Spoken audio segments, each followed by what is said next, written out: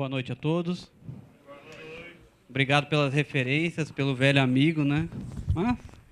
Me deixaram mais velho, mas tudo bem, não vou me importar com isso agora. Tranquilo. Ainda não me preocupo, né? Bem, gente, para aqueles que não me conhecem, então, já fui apresentado, sou advogado, atuo na área do direito imobiliário, sou palestrante do Cresce, já ministrei alguns cursos aqui, tenho esta casa do lado esquerdo do meu peito, com muito carinho, porque estou sempre participando e sempre procurando colaborar com vocês, corretores. E hoje, mais uma vez, eu também preparei um tema para tentar trazer algumas informações para vocês, corretores, e colaborar para o dia a dia de vocês. Porque eu tenho certeza que é um tema que, na área imobiliária hoje, talvez seja o tema mais polêmico que nós temos, né, em virtude do grande número de empreendimentos em atraso.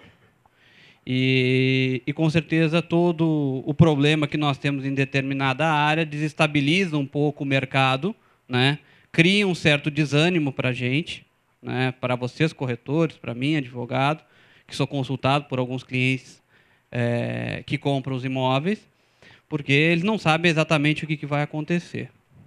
Quando eu fui convidado para dar palestra, eu pensei imediatamente nesse tema, porque a gente já vem recebendo muita procura no escritório, né, de empreendimentos ou de clientes que não têm previsão de recebimento do seu apartamento ou do empreendimento. E pior, alguns até estão recebendo, porém, as condições dos imóveis também estão muito precárias, né? Construtora, para cumprir o prazo, para entregar o empreendimento na data, ela está entregando em situações, algumas construtoras, claro, não vou generalizar, mas em situações bem delicadas. Obviamente que hoje vou ministrar uma palestra para corretores, então não tem problema nenhum, não é nem antiético falar isso, porque eu estou procurando esclarecer essas coisas para vocês, porque eu tenho certeza que eventualmente vocês são questionados, né? Preparei uma palestra e vou procurar não utilizar termos muito jurídicos, nem muito técnicos, usando uma linguagem mais simples. Se vocês não entenderem, podem perguntar, mas vou procurar estabelecer esse tipo de informação para vocês. Ao final da palestra, como de praxe, a gente já abre espaço para as perguntas e eu ficarei à disposição de vocês o tempo que for necessário para esclarecer as dúvidas. Eventualmente podem interromper a palestra para me perguntar alguma coisa, não vejo problema nenhum, né? Mas já adianto que a gente tem espaço para esse tipo de colocação. Então, gente, vamos ao tema da palestra de hoje, né? Antes de entrar na questão do atraso das obras, eu vou fazer alguns comentários sobre a questão dos contratos. As construtoras formalizam com os nossos clientes contratos de promessa de venda e compra, né? Esse instrumento particular, pelo próprio nome, nós já sabemos que existe uma obrigação futura e certa. Não é uma obrigação incerta. Qual é a obrigação que tem nesse contrato com uma construtora? Primeiro, a obrigação do nosso cliente, que é o pagamento das suas parcelas. Então, ele tem a obrigação de cumprir, conforme demonstrado em contrato, aquilo exatamente que ficou estabelecido, pagando as prestações com as suas devidas correções nas suas devidas datas. E qual é a contraprestação da construtora? Qual é o objeto dessa promessa por parte da construtora? Entregar o empreendimento, né, conforme data e, principalmente, condições do imóvel. Então, simplesmente dizer para o nosso cliente que o imóvel está pronto não significa que o nosso cliente tenha a obrigação de recebê-lo naquele estado. Porque, como eu falei para vocês, as construtoras, em algumas ocasiões, estão entregando dentro do prazo, pouquíssimas, mas algumas estão entregando dentro da tolerância de 180 dias, que nós conhecemos que estão em todos os contratos, praticamente, né? Mas muitas vezes entregando em péssimas condições. E aí nós recebemos lá no escritório alguns questionamentos ou algumas perguntas dos clientes simplesmente dizendo: eu tenho que receber, Thiago? Tenho que dar o ok nas chaves quando, na verdade, as condições do imóvel são precárias? E aí a gente continua respondendo que não. Porque o simples fato da construtora achar que ela está entregando naquelas condições não a isenta da responsabilidade de entregar em boas condições o imóvel. Ou, no mínimo, em condições habitáveis. Então, entregar dentro do prazo não significa simplesmente dispor ao cliente do apartamento, mas sim em boas condições. Então, a promessa da construtora, gente, a obrigação que a construtora assume é justamente essa, né? Entregar a obra dentro do prazo e nas devidas condições dispostas no memorial, né? O cliente pode exigir alguma coisa a mais? Se está disposto no memorial, não, né? Agora, evidentemente que algumas situações, nós já tivemos alguns casos em que a construtora prepara um tipo de material para entregar, na época em que a obra fica pronta, não existe mais aquele material ou não consegue obter mais aquele material, e ela tem que colocar um de igual valor ou melhor, nunca pior. Então, essas são as condições da nossa entrega da obra. Tá? Então, gente, quando a gente trata de promessa, é justamente isso. Objeto também se confunde justamente com a promessa. O objeto do contrato é entregar o apartamento. Obrigação do cliente, pagar as prestações que ele assumiu perante o contrato. Condições da formalização, pagamento do preço e do saldo. Existe um ponto polêmico nos contratos das construtoras, gente, que recai principalmente na questão do saldo, né? Os nossos clientes, quando eles assumem lá o compromisso no estande de vendas, eles sabem que eles têm que dar a primeira parcela, têm que pagar as parcelas mensais, têm que pagar o reforço semestral ou anual, né? E lá nas chaves, que até algumas construtoras nem estão usando mais esse termo chaves, a grande maioria já não usa, para não se comprometer, não se vincular a chaves, mas sim àquela data de pagamento, o nosso cliente tem que pagar determinado valor. E ele memoriza aquele valor, né? Olha, eu vou pagar 20 parcelas de R$ 500, mais 2 reforços de R$ 10.000 e 80 mil nas chaves, né?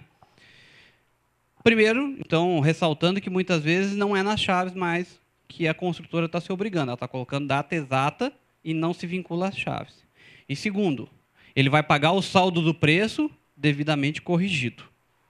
Então, não é 80 mil que ele vai pagar 80 mil e a sua correção. Eu acho que isso já foi um ponto muito discutido e que hoje não é mais polêmico, porque muitas vezes os clientes acabam aprendendo, né, e têm ciência de que as coisas não ocorrem dessa forma, né? Mas, a vez que outra, nós temos, infelizmente, algum cliente questionando esse tipo de colocação. Então, a obrigação dele é, sim, pagar o saldo corrigido. E aí a gente entra num primeiro ponto, que eu vou dar uma pequena adiantada, mas que é importante a gente falar, da questão do atraso da obra, né? Que ponto é esse, gente? O cliente tem a obrigação de pagar o saldo, que muitas vezes ele está se preparando para financiar, no momento da entrega das chaves. A construtora não entrega as chaves. Essa obrigação, vamos nesse caso vincular a entrega das chaves, ela se posterga, né, até o momento do habite-se, e aí a construtora pode autorizar o financiamento e tudo. E aí a gente vem enfrentando nos últimos meses, principalmente, um tema muito polêmico. Nós tivemos lá no escritório, por exemplo, clientes que em setembro do ano passado tinham um saldo devedor. Setembro do ano passado era a data programada pela construtora para entregar o empreendimento. Saldo devedor dele, naquela ocasião, R$ 284 mil. Crédito pré-aprovado no banco. Estava tudo certinho, cartinha do banco autorizando o financiamento, encaminhou a documentação, o banco pediu o documento da construtora, não tinha, a obra não estava pronta, né? Não tinha habite-se, não tinha certidões, mas ele estava ali disposto a pagar os 284 mil. A construtora postergou isso, passaram 6 meses. Em abril ela deveria ter entregue, não entregou, e entregou em junho. Aí chegou para o cliente e disse, olha, está aqui as suas chaves. Estão aqui as suas chaves. Porém, seu saldo devedor hoje para pagamento não é mais 284. É 312. Mas como 312? Por que 312? Porque o ICC, nesse período, variou e fez com que os 284 se transformassem em 312. Então, isso é o primeiro problema que os nossos clientes estão tendo. Porque, além do atraso na obra, eles ainda estão pagando mais do que deveriam pagar. Exatamente. Então, gente, quanto ao saldo, eu vou voltar a falar sobre isso, mas esse é um ponto polêmico que a gente também tem que ter um pouquinho de cuidado. Contrato de construtora, gente. É um contrato de adesão ou não? Isso interfere na relação ou não? Vocês já tentaram mudar alguma cláusula do contrato com a construtora? Alguma cláusula importante. Obviamente que tem algumas cláusulas que não são nem parte das condições do contrato, que eventualmente até você pode mudar. Agora, as demais cláusulas você não muda. Pior, tem algumas construtoras que não, né, que eu acho, mesmo sendo advogado, ainda contrario isso, algumas construtoras não deixam o cliente assinar o contrato se ele não pagar, inclusive, a TAC, né, que é a taxa do...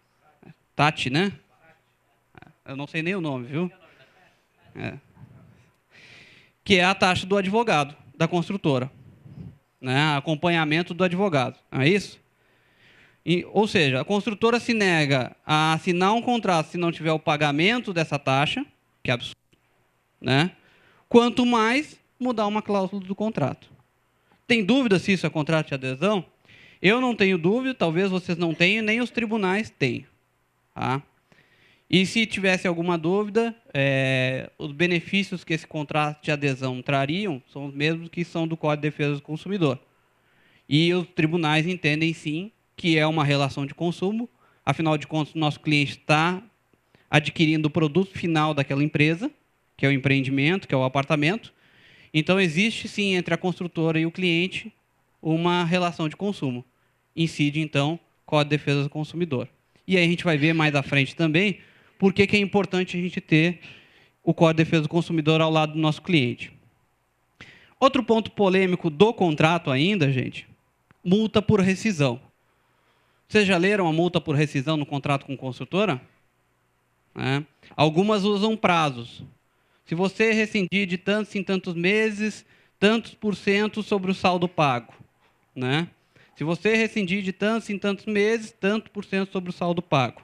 Mas esse tanto por cento dificilmente passa de 70%. Eu, sinceramente, estou colocando 70% para ninguém me contrariar, mas eu vejo normalmente 60%. Tá? Mas para não correr risco de erro, eu coloco 70%. Né? E isso, gente, com certeza são cláusulas, essa é uma das cláusulas do contrato, que é uma cláusula abusiva. E aí a gente vai para a questão da relação de consumo e que permite que nossos clientes discutam esse tipo de cláusula. E por que falar de cláusula de multa quando nós estamos falando de atraso na obra? Porque o atraso da obra pode trazer duas consequências para o contrato do nosso cliente. Uma consequência é buscar a indenização. A outra consequência é que, dependendo da relação do nosso cliente ou do status daquele empreendimento, o nosso cliente só tenha uma saída. Qual é? A rescisão do contrato. Então, por isso que a gente não pode tratar de um assunto como esse sem falar de cláusula de multa. Né? Muita atenção, eu fico tranquilo, porque as ações que envolvem construtora nessas questões de rescisão, posicionamento majoritário de tribunais determina que 90% dos valores pagos sejam ressarcidos aos nossos clientes. Tá? Obviamente, se nós estamos falando de uma rescisão de contrato de alguém que já ocupou o imóvel, os tribunais estão dizendo que, enquanto ele ocupou o imóvel, ele tem que pagar uma compensação a título, vamos colocar assim, de aluguel, para a construtora de 1% ao mês. Então, também tem muito cuidado. Eu já tive cliente lá no escritório que chegou lá e disse, olha, eu quero rescindir meu contrato com a construtora. Se nós colocarmos na balança o que ele pagou até aquele momento e o período que ele ocupou o imóvel, é melhor ficar lá no imóvel, continuar pagando as parcelas, porque senão é capaz de ele ter que sair, abrir mão do imóvel e ainda ter que colocar um dinheiro na conta da construtora. E ela vai poder vender o imóvel, enfim. Mas isso é o posicionamento que os tribunais estão buscando aplicar para determinar o equilíbrio contratual.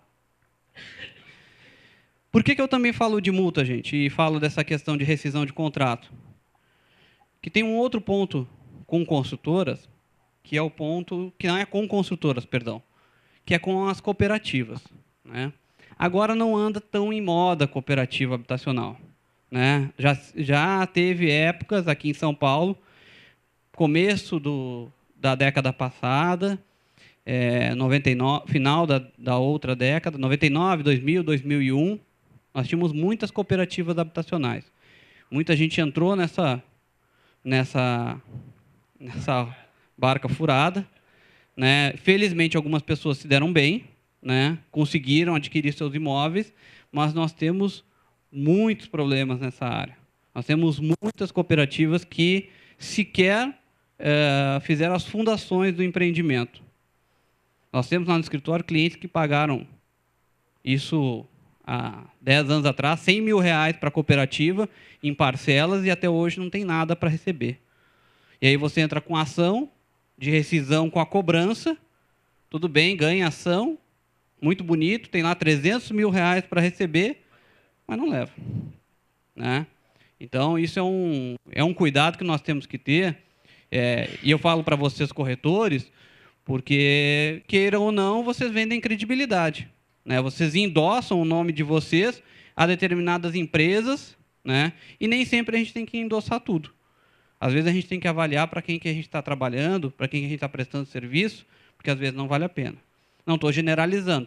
Felizmente, tem excelentes empresas no mercado que eu não coloco dentro do mesmo balaio, né? Mas, como todas as áreas, tem aquelas que não respeitam esse tipo de relação e causam um grande problema para os nossos clientes. Por quê? Porque os clientes depositam na compra da casa própria o sonho deles da vida inteira. Às vezes eles rapam o fundo de garantia, né? Suam a camisa para poder pagar as prestações, apertam daqui, apertam dali, chegam lá no final não tem o imóvel, né? Ou começam a sofrer com a falta de entrega.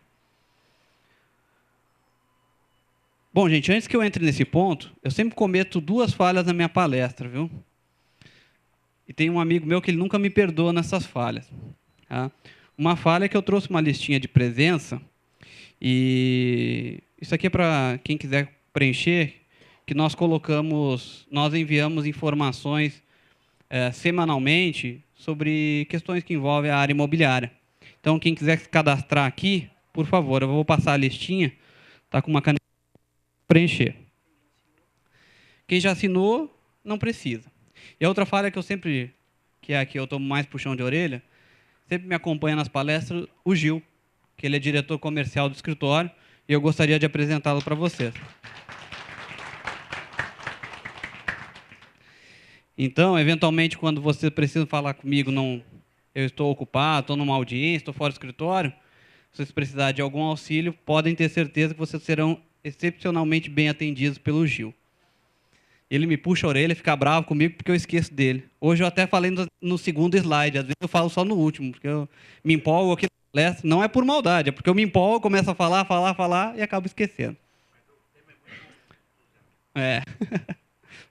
Hoje eu estou sujeito a fazer isso, viu? Atraso na obra, gente. Vamos lá para o ponto principal. Quando a gente fala em atraso de obra, tem alguns mutuários, alguns clientes que eles chegam a se arrepiar, né? Por quê? Porque eles lembram do famoso caso Incol. Né? Incol, na década de 90, né, quebrou, não tem outra palavra para falar. Entraram com falência dela em Goiânia. Tinham, se eu não me engano, 29 mil mutuários no Brasil inteiro, né, que não tinham nem a expectativa de receber o imóvel. Né? Simplesmente quebrou, foi meio da noite para o dia, pessoas ainda continuavam pagando, quando viram, estava lá o esqueleto do prédio e não tinham mais nada para receber. Tinha bastante, mas tinha pelo Brasil inteiro. Maioria aqui. Mas tinha bastante em Goiânia. Lá no sul também nós tínhamos bastante obra da Encol. Para vocês terem ideia, em Porto Alegre tem uma praça muito famosa, que até hoje leva o nome de Praça da Encol. Um bairro muito bem requisitado. E em volta da praça é só empreendimento Encol. O quarteirão inteiro. Eles construíram muito e em local muito bom lá. Então, gente, o problema da Encol, todo mundo sabe, faliu. E aí, quando a gente fala de atraso na obra, todo mundo fica com medo disso acontecer. Né? Atualmente, a gente não tem, hoje, né, empresa que está com a possibilidade de ocorrer esse tipo de problema que ocorreu com a Encol na década passada. Até porque hoje a gente tem bastante incentivo do governo federal, e que naquela época não existia, e hoje a gente tem, infelizmente, um pouco de mais de controle, né, tanto dos órgãos públicos quanto dos mutuários, que hoje estão mais informados que estavam naquela época. Mas para vocês terem ideia do problema que foi causado, que o governo federal editou uma lei que contém várias informações, mas ela é intitulada como uma lei do patrimônio de afetação, que é a Lei 10.931. Para resumir a lei, né, um dos pontos principais dela é justamente fazer com que a gente afete o patrimônio daquela obra, ou seja, individualize o patrimônio daquela obra, para não confundir com os outros empreendimentos, ou seja, é como se cada prédio da construtora fosse uma empresa, para não confundir patrimônio, para a gente não ter problema do dinheiro desta obra ir para aquela, e aí todo mundo pagou aqui, mas não tem o prédio. Essa aqui quase ninguém pagou e o prédio está lá levantado. E assim por diante. Né? Mas para isso, comento com vocês, só para vocês terem ideia da preocupação que se teve em evitar isso daí. Infelizmente, eu vejo pouca aplicação da lei. Eu acharia, na minha opinião, deveria ser mais aplicada do que ela é. Né? Mas, infelizmente, não acontece dessa forma. Bom, gente, questão do atraso da obra. Prorrogação, nulidade da cláusula em virtude do desequilíbrio. Há muita discussão na questão da obrigação da construtora no que se refere à entrega do empreendimento. Né? Primeiro, ela estabelece uma data, 15 de dezembro de 2011, né? E coloca lá no meio do contrato que o prazo poderá ser prorrogado por 6 meses. Independente se está no meio, independente se está em negrito, independente se está no quadro resumo, né? A gente sabe muito bem que o cliente grava o 15 de dezembro, ponto final. Na cabeça dele, na programação dele, é 15 de dezembro. Ele acha que a prorrogação dos 6 meses é uma excepcionalidade. E nós, que trabalhamos na área, sabemos muito bem que os 6 meses já estão na programação da construtora. Né? Ela já conta com esses 6 meses para entregar a obra. A programação, a logística toda dela, a organização financeira, tudo isso é contando com esses 6 meses. E aí, infelizmente, muitas vezes isso não acontece. Há nos tribunais já uma discussão se essa cláusula seria nula ou não, em virtude do desequilíbrio que é imposto ao nosso cliente. Né? E aí a gente volta à questão do Código de Defesa do Consumidor, a gente volta à questão da relação de consumo, e aí nós temos uma situação bem mais favorecida para o nosso cliente do que para a construtora. Né? Ainda não se consolidou isso, né, de declarar nula a cláusula que prevê a prorrogação dos contratos. Mas, com esse último ano que nós tivemos de 2011 e o começo de 2012, que nós temos muitas obras atrasadas, eu acho que isso vai se consolidar nos tribunais e vai ser um favorecimento para o nosso cliente. Que benefício que ele vai ter em virtude da declaração de nulidade da prorrogação? Ele vai ter a possibilidade de obter indenização por causa do atraso na entrega da obra. Quanto? Aí a gente também não pode ainda definir. Mas isso favorece, sim, os nossos clientes e permite que a gente tenha um equilíbrio maior do contrato. Porque, afinal de contas, eu tenho certeza que os nossos clientes nunca contam o empreendimento com 6 meses. E mais. Isso. E mais. O que acontece hoje na questão do atraso das obras e que a gente tem muitas discussões? O nosso cliente não só espera que a obra seja entregue, como também ele se programa para isso. Já recebemos lá no escritório clientes que vão casar, que vão ter filhos, que estão programando milhões de coisas por causa do empreendimento, que já compraram cozinha, já compraram piso, já compraram geladeira. A loja está ligando lá para ele, dizendo, vem buscar aqui o teu fogão novo, tua geladeira, e ele não tem o que fazer. Isso acontece com muita frequência. E, infelizmente, ainda hoje, como a gente não tem um posicionamento consolidado quanto à nulidade da cláusula, a gente não pode afirmar que isso será passível de indenização. Agora, passando o prazo da prorrogação, não tenha dúvida que é possível, sim, discutir uma possível indenização. O que as construtoras normalmente alegam no problema do atraso das obras, né? A alegação mais comum neste ano foi falta de mão de obra, né? E que, de fato, eu ouvi falar que isso realmente aconteceu, né? Mão de obra, não é que não tinha realmente mão de obra, né? Até tinha, só que o custo da mão de obra praticamente inviabilizava o negócio, né?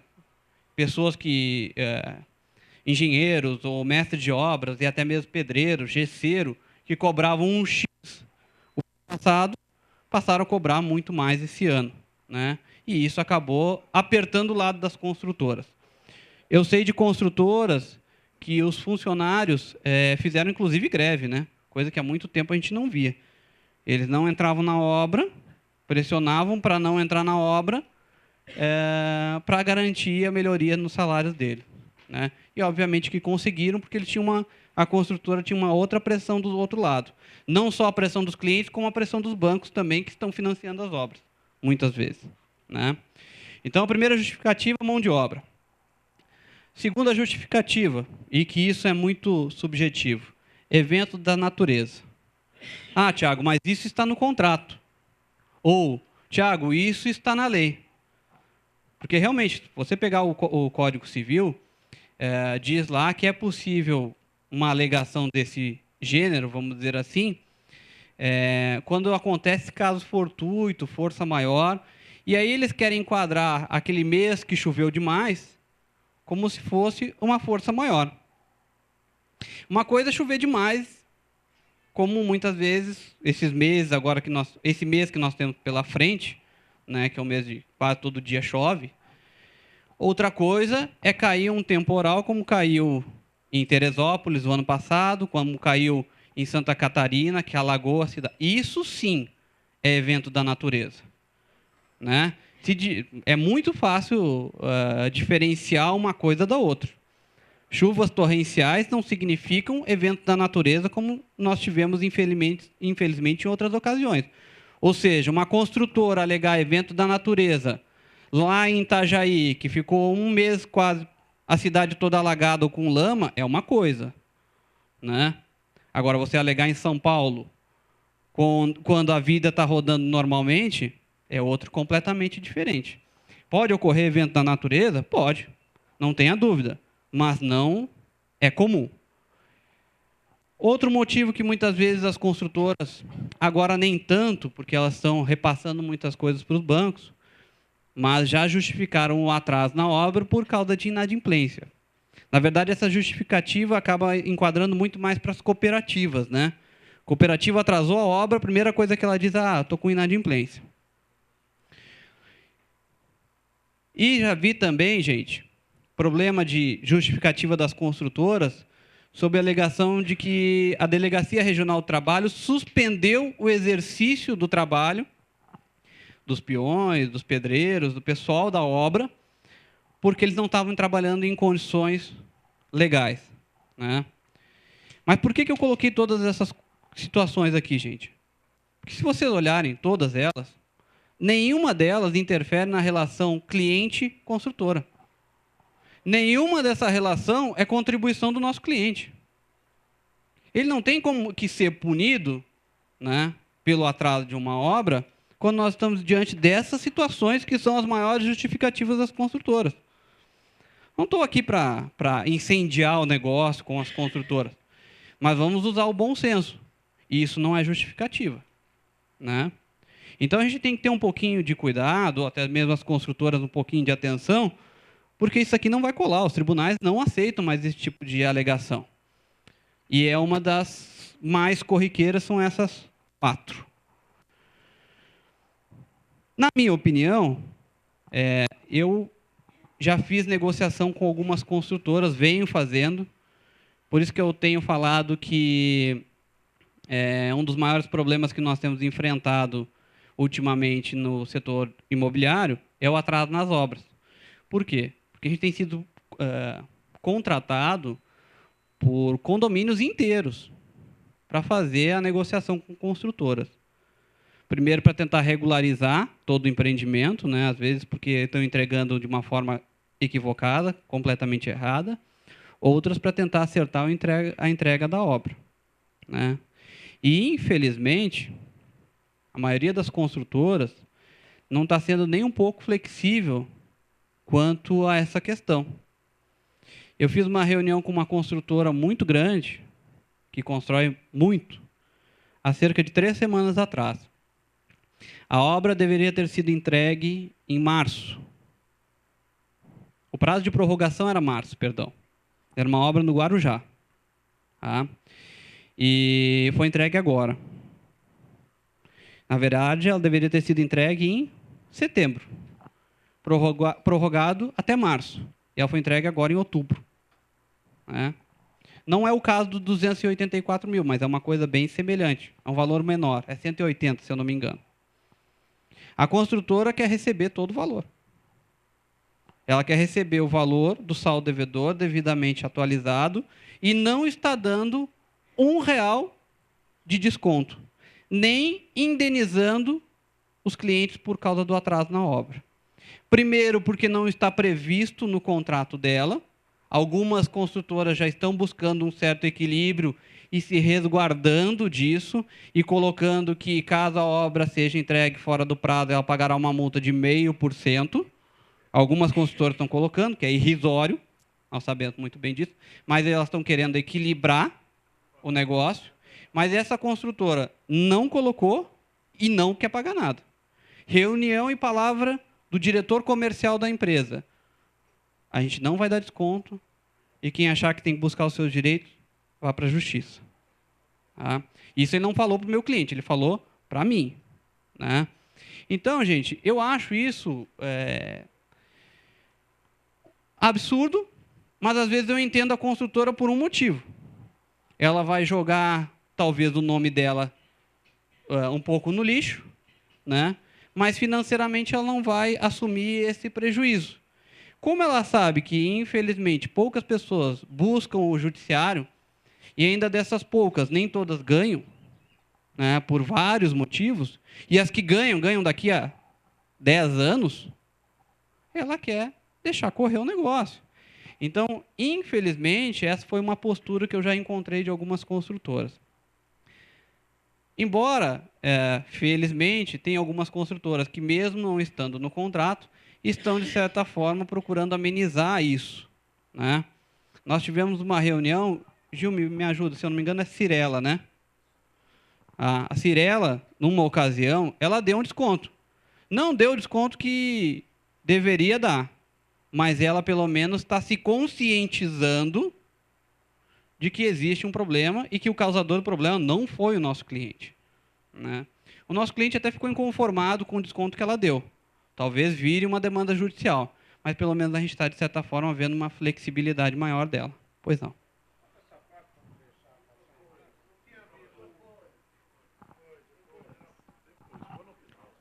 Nessa parte não houve um acordo do Secov com o Ministério Público em que, ocorrendo caso no pagamento, as construtoras pagariam 20% sobre o valor efetivamente pago pelo comprador à construtora? Seria calculado 20% desse valor como multa? Na verdade, gente, o que eu acompanhei, o Ministério Público está intervindo em alguns casos, e eu, sinceramente, até falei para um senhor aqui que estava me perguntando sobre um problema que tem recorrente em Campinas, né?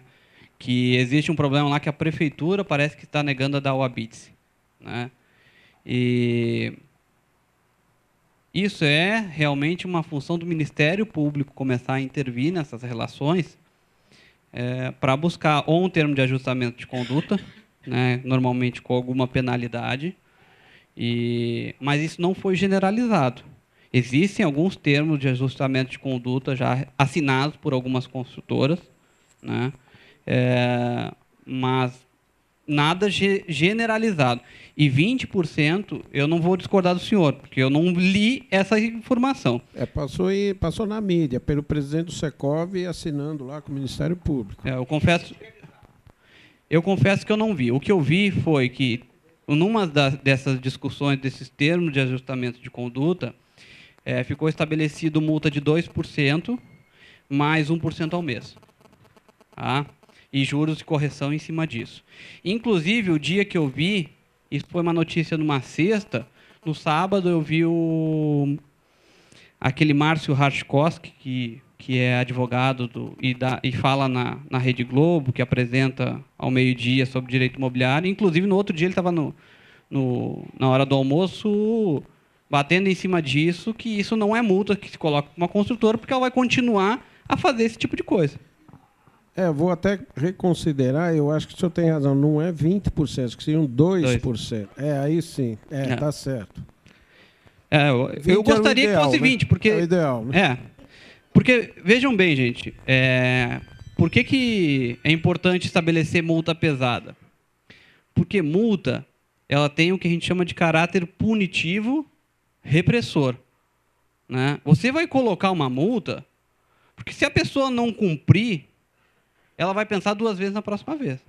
Vocês já fizeram já viram algum acordo na Justiça do Trabalho? Nunca viram? Sabe qual é a multa da Justiça do Trabalho normal? Eu não faço Justiça do Trabalho, meu sócio faz. Mas sabe qual é a multa por descumprimento na obrigação na Justiça do Trabalho? 50%. Pode isso? Pode. O juiz determina. Homologa na hora. Só, o Tiago vai pagar 10 mil reais. Se ele não pagar naquele dia, no outro dia ele vai pagar 15. Pode ser que no outro dia ele pague... Se ele pagar daqui a 1 ano, ele vai pagar 15.500. Mas a multa, que depois vem os juros e correção em cima disso, é de 50%. Então, fazer isso para as construtoras, estabelecer para as construtoras multa de 1%, 2%, isso aí não é nada. Isso aí não é multa, né? Mas é isso, e pasmem, que os tribunais também vêm decidindo. O que o Ministério Público fez foi regularizar mais ou menos o que os tribunais estão determinando. Então, nós temos que corrigir um problema lá dentro do judiciário. Não. Além da multa diária, tem que ser uma multa pesada. Uma multa que eles pensem 2 vezes por atrasar. Eu acho, sinceramente, que 2012 nós vamos ter boas mudanças nesse aspecto. Mas pelo lado negativo, nós vamos ter boas mudanças, porque, infelizmente, nós vamos ter uma frequência muito grande de atraso nas obras. Então, a minha opinião, quando a gente trabalha com essa questão do atraso das obras, eu entendo que a construtora deveria ter uma posição mais flexível, né? Propor uma coisa mais razoável. Nós discutimos com uma construtora, no bom sentido, nós estávamos trabalhando numa negociação, e claro que essa era a nossa intenção, nós pedimos o máximo, porque a gente sabia que a gente talvez não conseguisse isso. Mas nesse exemplo do 284 mil, eu fiz uma proposta para a construtora pedindo o congelamento do valor. Proposta. Não é que seria aceita. Congelamento do valor e mais 1% ao mês. Né, por atraso, por culpa dela. E a compensação dessa diferença. Ou seja, meu cliente já não ia mais 1% ao mês a partir de março. Tá? Então, meu cliente não ia mais pagar 284. Obviamente que ela não aceitou isso. Mas não é absurdo o que eu estou pedindo. Porque se a construtora tivesse entregue na data, ele pagaria 284 mil. E eu vou mais além. Eu acho também que isso é um posicionamento que vai refletir em algumas decisões nos tribunais. Tá? Eu até pesquisei, gente, no STJ para trazer alguma informação atualizada sobre isso, mas não tem nada ainda consolidado do STJ dizendo como vão se aplicar as multas nesses casos, até porque isso tem sido uma coisa recente, não é uma coisa muito antiga. Poderia ser uma forma. Eu já ouvi falar de algumas construtoras que estão começando a trabalhar com isso. Mas as decisões dos tribunais do Rio Grande do Sul, assim como as que chegaram no STJ, são mais ou menos nesse sentido. De 2% de multa, 1%, que eu acho ainda... Mas é 1% ao mês, pode ser um valor bem expressivo. Mas o que eles atrasam não é um período tão grande. Né? É um ano. Pega para uma construtora atrasar 6 meses do prazo de prorrogação, ela vai ter que indenizar o cliente com 10 mil reais. Isso não é nada, gente. Né?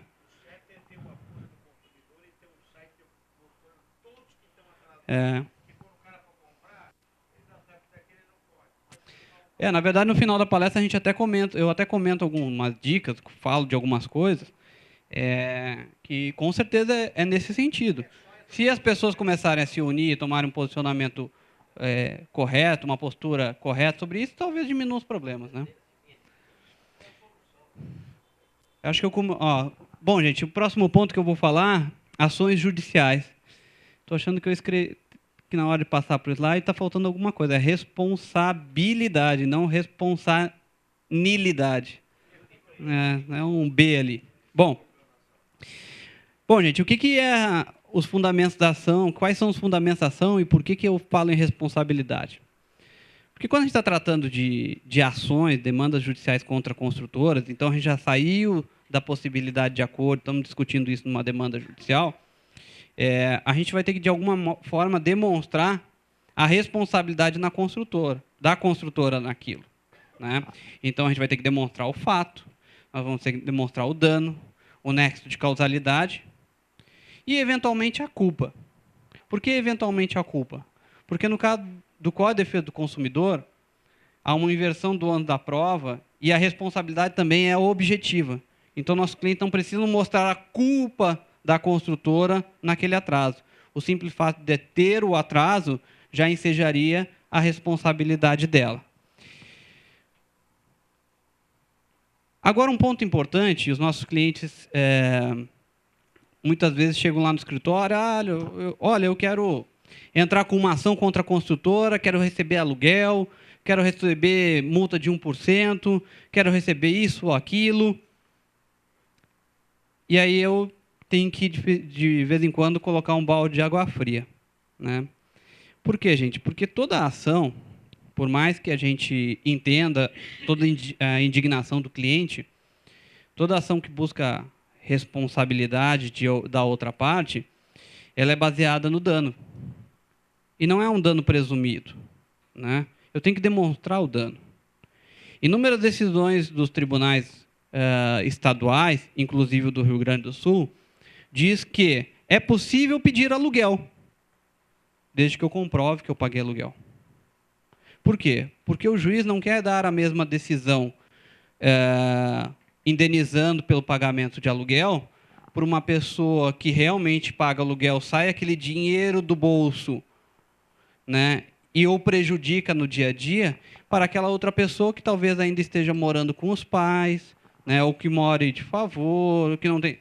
Então, assim, o que os tribunais hoje estão dizendo, é possível buscar essas indenizações? Sim, mas comprove o dano. Então, o simples pedido não é possível. A gente tem que ter um pouquinho de cuidado nisso. Então, pedir aluguel, danos morais e materiais. Né? Os danos materiais também devem ser comprovados.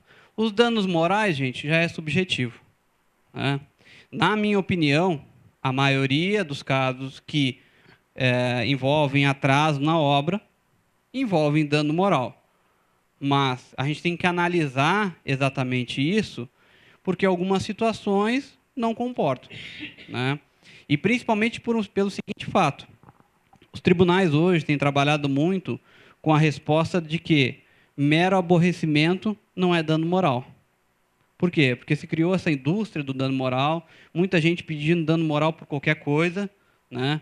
Eu faço uma cara feia para o Gil vai lá só dano moral porque o Thiago me causou constrangimento, né? E não vão achar que tem cada absurdo. Até vou abrir um parênteses. Outro dia nós recebemos uma ação lá no escritório.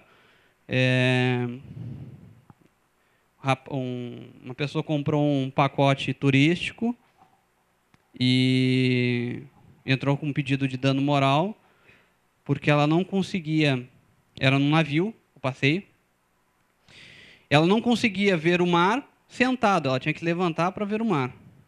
Ela viu que algumas cabines, a parte de baixo era transparente, a dela não era. Então ela tinha que levantar. Pô, gente, para com isso, né? Que país foi isso, por favor? Foi no Brasil. Não, aqui, São Paulo. Então, assim.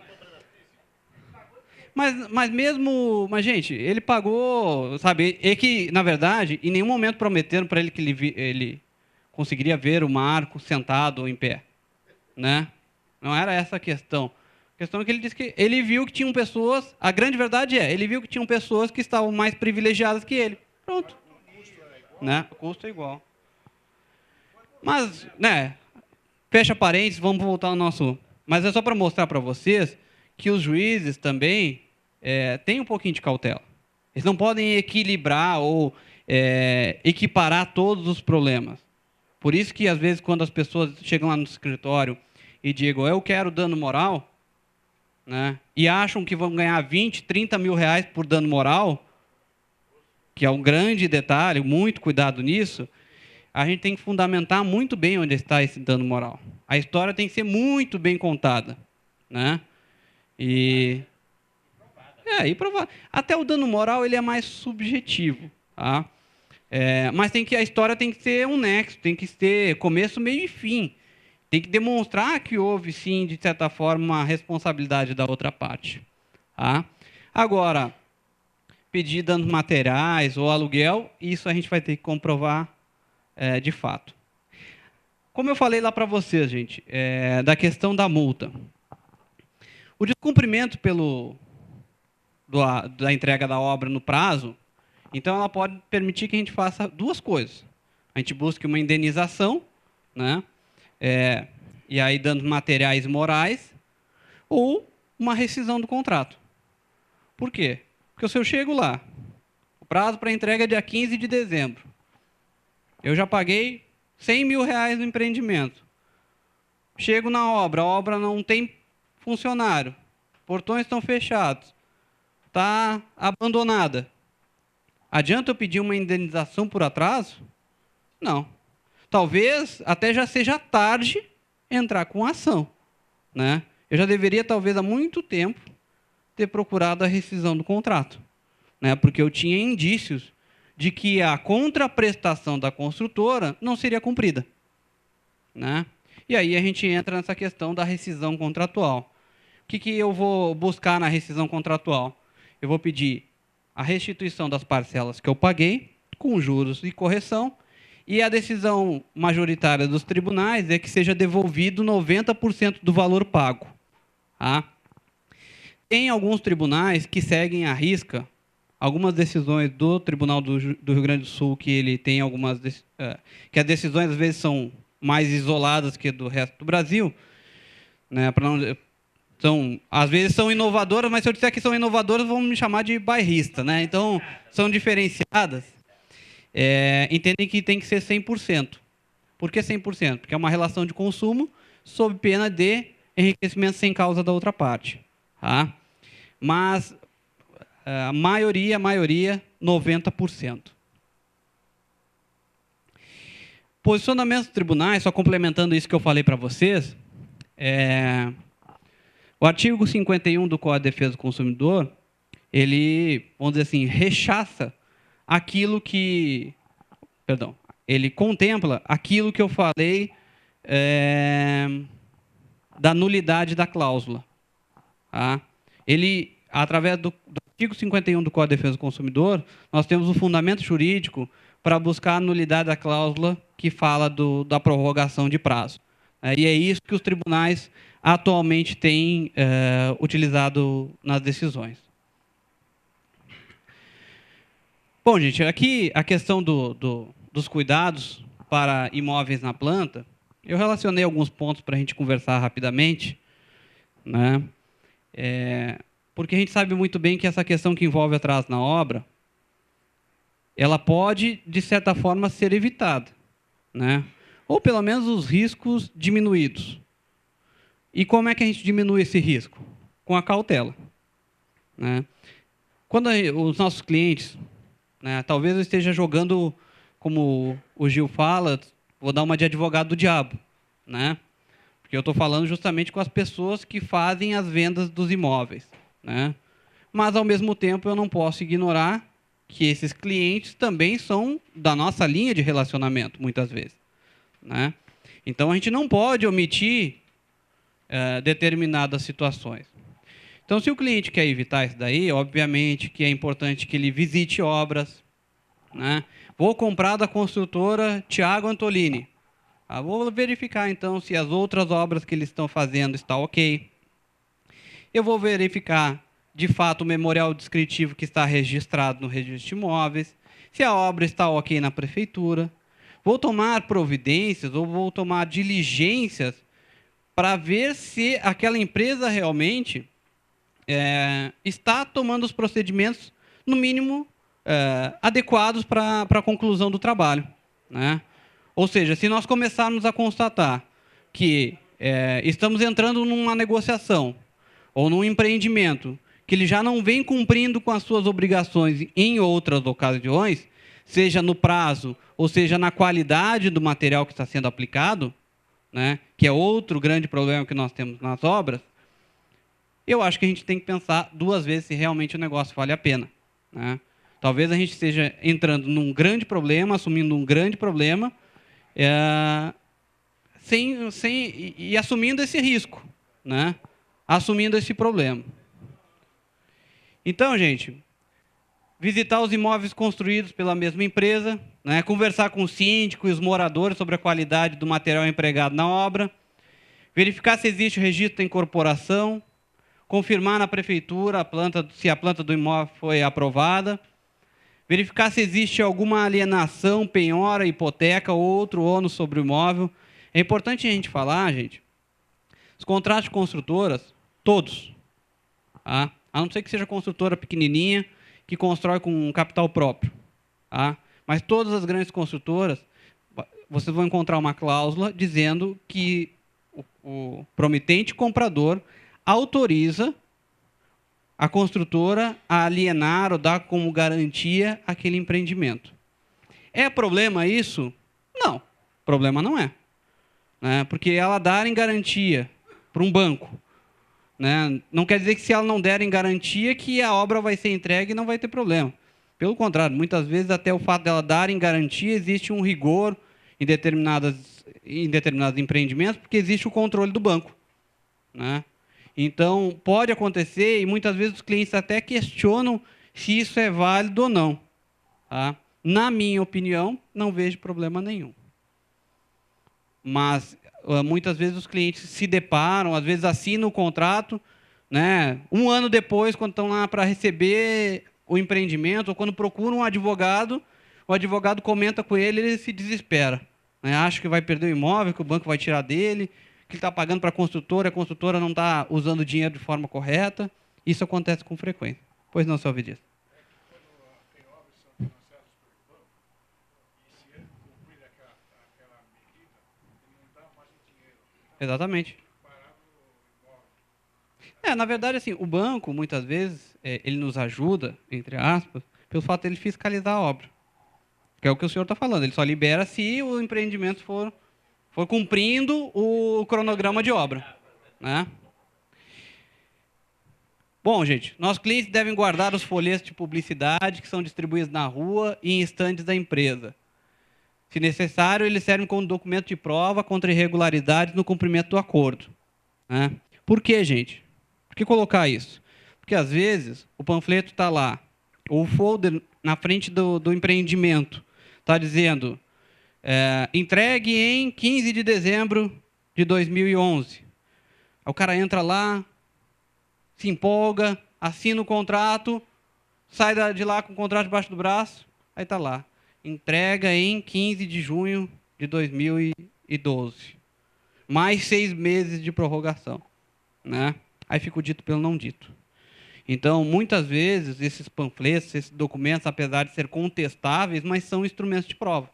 Né? Queira ou não, são mecanismos e ferramentas a favor do nosso cliente. Atenção nos juros. O comprador recebe a garantia de que não terá de pagar juros até a entrega das chaves. Mas depois do imóvel estar pronto, passa-se a cobrar juros sobre todo o período financiado, inclusive o anterior ao recebimento das chaves. Para evitar problemas como esse, é muito aconselhável fazer constar no contrato de compra e venda um item que garanta a sua imediata rescisão e a devolução dos valores pagos. Né? Então, gente, entregou as chaves, ou aquelas últimas parcelas, normalmente tem incidência de juros. Até a entrega das chaves, o entendimento hoje dos tribunais é de que não deve haver incidência de juros. Né? Então, é só correção monetária. E por que isso, Tiago? Porque não houve ainda a contraprestação da outra parte. Tá? Então, é justo cobrar correção, porque, na verdade, a correção é uma atualização do poder de compra da moeda. 100 mil reais hoje são 100 mil reais. Daqui a um ano, eles podem ser 101 ou podem ser 120, dependendo da correção que a gente tenha. E isso é uma atualização do poder de compra da moeda. Agora, juros é uma remuneração pela indisponibilidade do capital, o que não é justo cobrar quando a obra não está pronta. Então, tenha um pouquinho de cuidado. Apesar de que isso, infelizmente, quando a gente tenta questionar com as construtoras, também é um tema muito polêmico, mas é importante que a gente saiba disso, como informação. O contrato segue o mesmo padrão do compromisso de compra e venda de imóveis novos e usados, mas contém um anexo chamado memorial, que é o que a gente já comentou. O memorial precisa constar a metragem útil e de uso, a localização da vaga na garagem, os materiais de acabamento e a sua qualidade, com especificação de fabricantes ou marca dos materiais. Que isso é muito difícil. Nós falamos de 2 problemas que nós temos nas obras hoje: atraso e material. Né? Dificilmente vocês vão pegar um memorial falando exatamente que tipo de material que vai ser aplicado lá. Né? Pode, às vezes, até falar a marca, mas nós sabemos muito bem que a marca, né, tem o piso que é R$ 9,00 o metro quadrado, tem o piso que é 900 quase. Estou exagerando, mas é essa a relação que a gente tem que ter cuidado. Uma das tentativas de tanto o comprador quanto a empresa vendedora se protegerem de possíveis desvios do contrato é o seguro imobiliário, que ele deve garantir o pagamento das prestações e a entrega do imóvel no prazo e nas condições acertadas. Tá? Então, já existe essa possibilidade do cliente se preservar através do seguro imobiliário. Tá? Caso uma construtora não cumpra a entrega do imóvel no prazo determinado do contrato, o comprador poderá solicitar a devolução integral dos valores pagos, acrescido de juros e correção monetária, que isso é no caso da rescisão. Tá? Cobrar que a construtora apresente o habite-se logo após a conclusão da obra. Havendo problemas, o comprador deve procurar a Secretaria de Urbanismo para saber o que está acontecendo. Fique atento ao prazo de prorrogação para a entrega da obra e saiba que os valores a serem financiados sofrerão correção monetária no período que compreende a assinatura deste contrato e a entrega das chaves. Então, só para a gente recapitular. Atraso na obra, gente, nós temos que ter atenção no momento da formalização do negócio, tomar algumas precauções. Né? Vocês, como clientes, ou até mesmo como corretores, têm que ter um pouquinho de cautela, porque vocês, ao momento que vocês estão fazendo alguma intermediação imobiliária, vocês estão, vamos dizer assim, avalizando aquele negócio. Né? É que nem o advogado, quando o advogado diz que pode entrar com a ação, o cliente acredita no advogado e esquece o que estava disposto na lei, então a gente tem que ter um pouquinho Às vezes a gente até fala com um pouquinho mais de rigor na hora e lembra dos pontos negativos para que as pessoas não sejam surpreendidas. Não estou dizendo que você tem que mudar a técnica de venda de vocês, que você tem que andar com uma cartilha debaixo do braço, dizendo para o cliente que ele tem que tomar esse cuidado. Mas vocês, como corretores, têm que ter essa informação, ao menos para vocês. Né? Por quê? Porque se o cliente perguntar, vocês vão saber responder. Vocês sabem o que está acontecendo, qual é o contexto hoje do negócio. O objetivo da palestra hoje, né, no limite que a gente não quer desgastar todo mundo e ficar falando aqui o resto da noite, é dar um toque em vocês nessa questão que envolve o atraso das obras. Né? Saber o que está acontecendo, como é que o tribunal se comporta, o que acontece, o que é direito, o que não é direito, o que pode pleitear, o que não pode pleitear. Né? Porque eu vejo, sinceramente, nos próximos meses, alguns problemas pela frente. Né? Não que eu seja vidente, não tem nenhum desse benefício, vamos dizer assim. Mas a gente já está presenciando no nosso escritório e alguns colegas que trabalham na área, muitos problemas nessa questão. Tá? Então, e os nossos clientes, eles têm sim que procurar os seus direitos, porque se eles não fizerem isso, né, as construtoras vão deitar e rolar, vão achar que o negócio é fácil, e aí a gente não consegue contornar mais. Eventualmente, quando a gente sentir que a coisa está fugindo um pouco do controle, nós temos dentro do nosso sistema instituições e entidades com o objetivo de proteger os clientes, que é Ministério Público, é PROCON, é Instituto de Defesa do Consumidor. Todas essas instituições têm sim que ser acionadas. Muitas vezes, usar os sites, né? Porque as construtoras, queiram ou não, eu tenho um amigo, não é nenhum cliente, porque ele é meu amigo antes de ser cliente, que ele recebeu uma obra, ele recebeu um empreendimento, o apartamento dele, lá em Santo Amaro. O condomínio Poema Granja Julieta. Né? Um pouquinho antes da ponte João Dias ali. Eu acho que nem é mais Santo Amaro ali. E gaúcho. E aí ele, feliz da vida, recebeu em dezembro de 2009. Chamou para inaugurar o apartamento dele. Nem tinha móveis, né? Estava todo aberto o apartamento.